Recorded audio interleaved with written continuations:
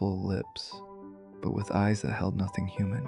They were black, completely black. No whites, no iris, no pupil. Just two pools of absolute void that seemed to pull at my vision when I looked directly at them, like staring into the event horizon of a black hole, like looking at something that consumed light itself.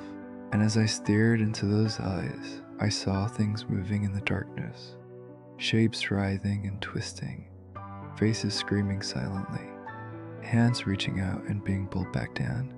It smiled at me, a slow, deliberate expression that revealed teeth too white, too perfect, too sharp, arranged in rows that extended just slightly too far back into the mouth. Too many teeth.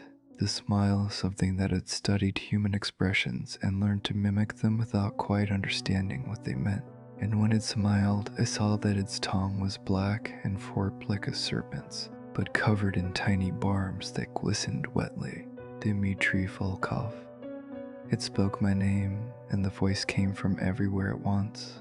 Not loud, but resonant. It was vibrating through the walls, the floor, the air itself, through my bones and teeth, and the fluid in my inner ear. The voice was layered dozens of voices speaking in unison, some screaming, some whispering, some laughing, and underneath it all was a sound like grinding metal and breaking bones.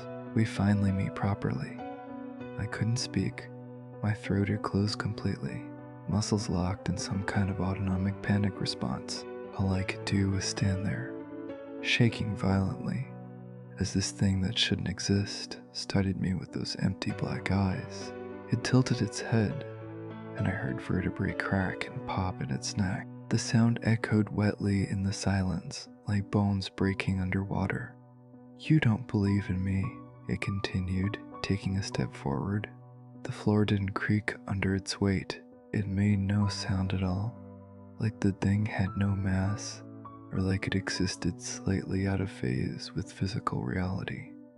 "You spent your entire life explaining me away, reducing me to metaphor, to primitive superstition, to the projection of human psychology onto an indifferent cosmos, to the personification of abstract moral concepts that emerge from evolutionary pressures." Another step, closer now, close enough that I could see its skin wasn't skin at all, but something that seemed to shift and writhe with barely contained darkness beneath the surface. There were things living under there, crawling, writhing, trying to push through,